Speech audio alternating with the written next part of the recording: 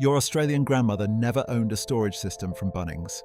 In 1963, a housewife in Ballarat could organise her entire weatherboard home using nothing but what came free with the groceries. Walk into her kitchen on any Tuesday morning and you'd find every surface clear, every drawer functioning, not a single item without its proper place. Number 16 on this list was taught to every child before they started school, yet modern families spend $400 on organisational products and still can't find their keys. Number 8 used materials so common that Coles gave them away, but today's decluttering experts charge $150 an hour to teach the same principle. Here's what the home organisation industry doesn't want you to realise: chaos wasn't inevitable. Before we start, hit subscribe because these habits might transform how you see your own space. Let's count down the 20 forgotten Australian habits that kept homes spotless. Number 20, the morning sweep and damp mop on lino. This 5-minute ritual prevented dirt from ever building up in the first place. Our grandmothers understood that daily maintenance eliminated weekly deep cleaning. Every morning after breakfast, the broom came out for a quick sweep across those linoleum floors. You see, linoleum wasn't just cheap flooring, it was the working-class secret to spotless homes. Unlike today's carpets that hide dirt, lino showed everything, creating accountability. Nothing accumulated because you could see every speck. The technique was simple but effective. Sweep first, then follow with a damp mop using nothing but hot water and perhaps a splash of vinegar. The weekly hands and knees scrub with soap flakes was reserved for Saturday mornings, but because of these daily sweeps, that deeper clean took half the time. Modern homes with their specialized cleaning products and robot vacuums still can't match the simplicity of this system. 5 minutes each morning saved hours each weekend. Number 19, the Thursday shopping list and single weekly shop. Before refrigerators were common in every home, most families shopped daily for perishables. But by the 1960s, the consolidated weekly shop had become the norm, not for convenience, but for budgetary discipline. The system was ingenious, a handwritten list pinned permanently to the kitchen cupboard. Throughout the week, as items ran low, they'd be added to the list. Thursday night, the list was finalised with pound-for-pound budget allocations. This wasn't just about saving money, it prevented the impulsive purchasing that creates modern clutter. One planned shop prevented 5 unplanned sessions of bringing random items home. The discipline exercised at the shops was actually discipline against home chaos. Without constant new items entering the house, organisation became simpler. Compare this to today's multiple shopping trips, online ordering, and the constant influx of unnecessary items that then require storage solutions. Number 18, the string and brown paper drawer. Every kitchen had one drawer dedicated solely to salvaged packaging materials. This micro-organisation system operated with strict rules and natural limits. Inside, you'd find neatly folded brown paper, coiled string, rubber bands removed from newspapers, and perhaps a few paper bags, all meticulously maintained.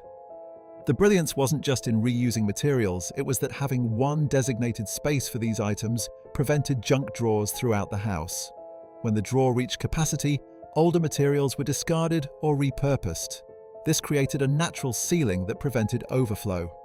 Modern homes with their endless storage bins and organisational products have no built-in limits. Your grandmother's system cost nothing but prevented the accumulation that now requires expensive solutions. The drawer taught a fundamental principle: containment creates order. Number 17, the backyard incinerator and daily rubbish ritual. Before council collection became standardised, most suburban Australian homes had a 44-gallon drum in the backyard, serving as an incinerator. This wasn't just about waste disposal, it was a revolutionary system for preventing accumulation. Every evening, one family member, often a child with a designated chore, would take the day's rubbish out for burning. This daily disposal loop eliminated the modern problem of waste piling up for fortnightly collection. Items were assessed immediately: keep, burn, or compost. There was no limbo. When waste management transitioned to centralised collection, this daily ritual disappeared, and with it went the discipline of immediate decisions. Modern homes with their overflowing bins are struggling with a problem your grandmother never had: the psychological weight of accumulated waste waiting for someone else to remove it. Here's where things get systematic. The habits we've covered so far were about preventing mess from entering or accumulating. But your grandmother understood something modern organizers charge hundreds to teach. True organization isn't about managing clutter. It's about eliminating the conditions that create clutter in the first place. Every habit from here builds on this principle. Number 16. The kitchen table as sacred single-purpose space. In your grandmother's home, the kitchen table was never a dumping ground for mail, keys, or miscellaneous items. It was a dedicated eating and food preparation surface, nothing more. After every single use, the oilcloth covering was wiped clean with a damp cloth. This wasn't just about cleanliness, it was about maintaining boundaries. The rule was simple: nothing stays on the table. Any item placed there had to be immediately dealt with, find it a proper home, or throw it out. This created a powerful psychological anchor in the home. When one surface remained perpetually clear, it prevented the drift of disorder throughout the house. Modern homes often lack this anchor point, allowing clutter to spread unchecked from one surface to another. Your grandmother understood that sacred spaces create standards for the entire home. Number 15. The rag bag system instead of a cupboard full of products. Under the laundry trough in every Australian home sat a simple canvas bag filled with cleaning rags. These weren't purchased. They were created from worn-out clothing and linens. The sorting system was ingenious: soft cotton for dusting and polishing, rough fabric for scrubbing, terry toweling for spills, and wet cleaning. 5 rags and 3 powders, bicarb soda, vinegar, and soap flakes, replaced what now fills entire cupboards. This wasn't just economical, it was efficient. Modern homes might have $200 worth of specialty products, each with a single purpose, creating storage nightmares. Your grandmother's system required minimal space and created a cycle of reuse.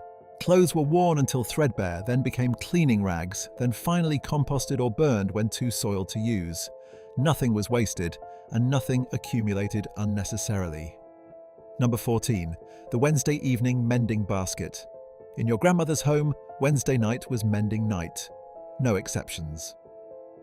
A simple cane basket held everything needed: needles, thread, buttons, a darning mushroom, and perhaps small fabric scraps. Any item that tore, lost a button, or developed a hole went immediately into this basket, not into a pile of things that need fixing someday. The discipline of the fixed mending night eliminated the modern phenomenon of clothes in limbo, not wearable, but not discarded. Every Wednesday, items faced immediate decision: mend it, convert it to rags, or use it for quilting scraps. Nothing sat in purgatory. This wasn't just about maintaining clothing. It eliminated the guilt-complex clutter that plagues modern homes, where broken or damaged items accumulate because we can't bear to throw them away but never find time to fix them. Number 13. The front-to-back pantry rotation. The Country Women's Association taught a system for pantry management that eliminated waste and prevented disorganization. New purchases went to the back of the shelf. Older items moved forward for immediate use. Nothing expired because everything was used in proper sequence. Small pantries meant everything remained visible at a glance, no forgotten items lurking in corners. This system created shopping lists based on actual need rather than perceived shortage. Your grandmother never bought duplicate items because she knew exactly what she had. Modern pantries, with their depth and volume, often become black holes where items disappear until discovered years past their expiration date. The front-to-back discipline created both economy and order without requiring any special containers or labeling systems. Number 12. The Saturday morning blitz before anyone left the house. Every Saturday morning in homes across Australia, the entire family participated in a focused cleaning session. Dad, mum, and children, everyone had assigned jobs. The rule was simple but non-negotiable. No sport, no pictures, no friends until the house was done. With a noon deadline, the motivation to work efficiently was built in. This concentrated family effort achieved in 3 hours what might otherwise require an entire week of nagging and partial completion. More importantly, it established cleanliness as a family identity, not just mum's responsibility. Modern homes often lack this collective commitment, with cleaning becoming an individual burden rather than a shared value. Your grandmother understood that making maintenance a family priority eliminated the need for complex organizational systems. Number 11. The children's chore list pinned to the kitchen wall. Inside cupboard doors across Australia hung handwritten rosters detailing each child's daily responsibilities. These weren't optional enrichment activities, they were economic necessities. Table setting, chicken feeding, ash emptying, vegetable gathering. Every child had essential contributions to household functioning from as young as 4 or 5 years old. This wasn't about teaching responsibility, as modern parenting philosophies might frame it. It was about genuine contribution to family survival. Interestingly, the first generation raised without these household duties created noticeably messier homes as adults. They lacked the ingrained habits that made maintenance automatic. Your grandmother's generation understood that children who participate in creating order develop lifelong organizational skills no purchase system can replace. Number 10. The "someone might pop in" standard of readiness. Before telephones were common in every home, visitors often arrived unannounced. This social reality created a powerful standard for home maintenance. The front room was kept perpetually presentable, cushions straight, surfaces clear, a tin of biscuits ready for unexpected guests. The possibility of judgment from neighbors or relatives created accountability that modern homes often lack. As telephones eliminated surprise visits, this standard gradually eroded. But your grandmother understood that maintaining a company-ready standard wasn't about impressing others. It was about living in a way that required no apologies or explanations. The correlation between the loss of social pressure and the rise in domestic chaos is no coincidence. External accountability created internal discipline. Number 9. The house apron as uniform and signal. After breakfast, your grandmother would reach for her cotton apron, signaling the start of the workday. This wasn't just about protecting clothing in an era when most women owned perhaps 3 dresses. It was a psychological uniform that created a work mindset. The apron went on after breakfast and came off mid-afternoon when the day's main tasks were complete. This physical signal helped compartmentalize the day and focus attention. Modern athleisure blurs the lines between rest and work, creating ambiguity about when household maintenance should occur. Your grandmother had no such confusion. The apron signaled work mode both to herself and to everyone else in the household. This visual and tactile reminder created boundaries that modern homes often lack. Notice how none of these systems required buying anything. No storage solutions, no organizational consultants, no weekend trips to IKEA. Your grandmother understood that real organization was behavioral, not commercial. The next habits show how daily discipline created effortless order. Number 8. Beds made within 20 minutes of rising, after airing. In your grandmother's home, bed making wasn't just about appearance, it was a health practice. Windows were opened for 15 minutes to air out the bed, then sheets and blankets were precisely folded with hospital corners before anyone sat down to breakfast. Children learned this skill from age 5, making it their first independent contribution to household order. This 2-minute habit created a powerful psychological foundation for the day. Walking past a made bed repeatedly reinforced a sense of accomplishment and order. Modern homes often neglect this simple practice, creating visual disorder that subtly influences all other activities. Your grandmother understood that the bed, as the largest piece of furniture in most bedrooms, set the tone for the entire space. Start with order, and order follows. Number 7. Shoes off at the door and the veranda buffer zone. The traditional Australian veranda wasn't just architectural, it functioned as a domestic airlock system. Boot scrapers were often concreted into front paths, doormats were beaten daily, and a dedicated broom stood ready by the back door for garden workers and muddy children. This system stopped approximately 80% of household dirt before it ever entered the home. This architectural solution meant less interior cleaning was required. Modern homes often lack these buffer zones, allowing outside dirt to migrate freely through the house.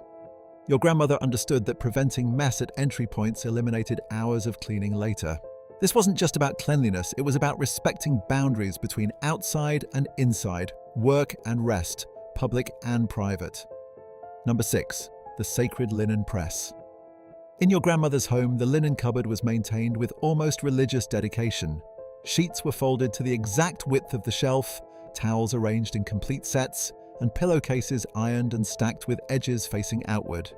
Worn sheets were rotated using the sides to middle technique, extending their life for years. District nurses often used the state of the linen press as an indicator of overall household competence.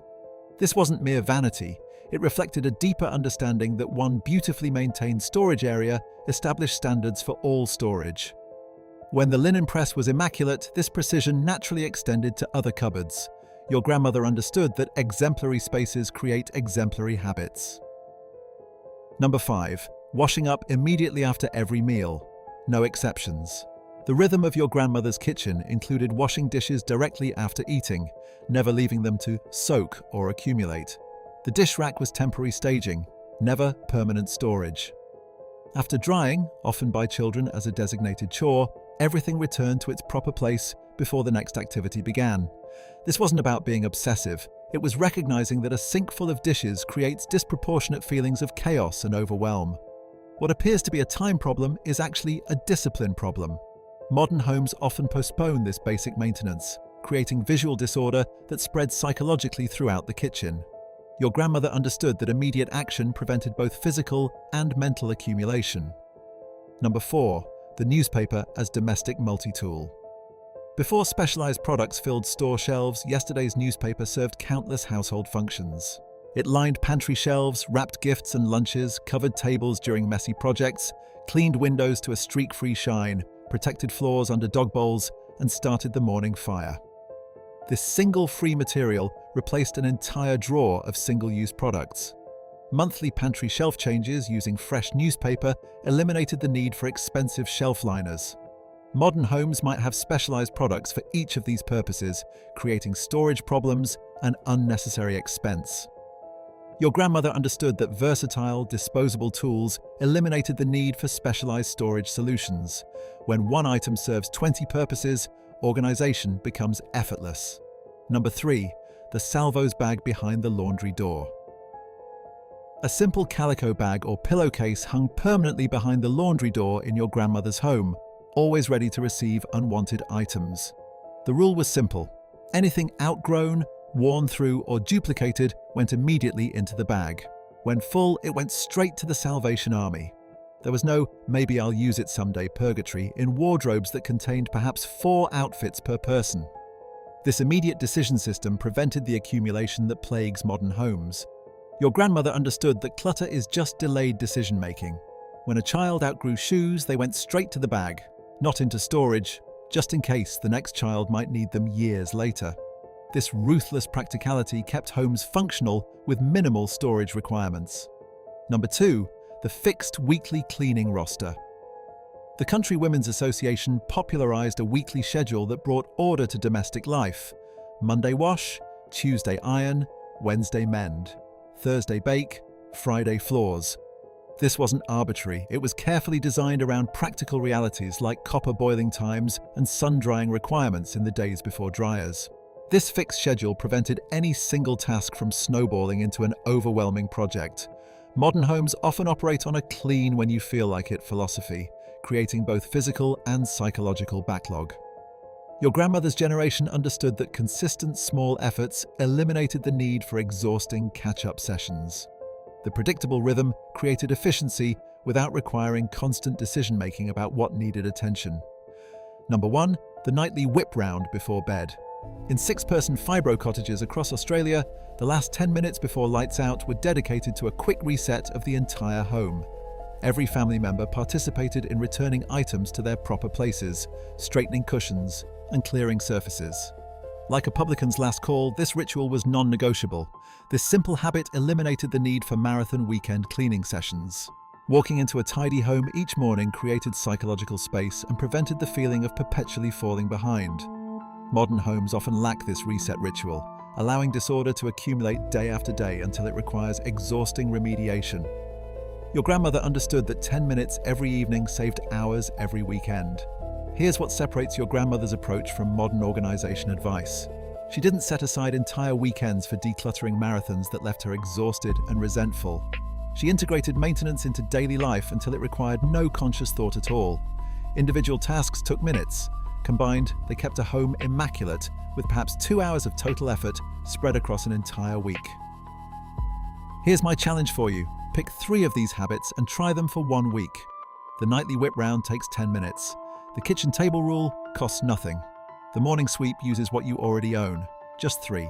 Then come back and tell me if your home feels different. Tell me if your grandmother was onto something the home organization industry would prefer you forgot. I've tried them.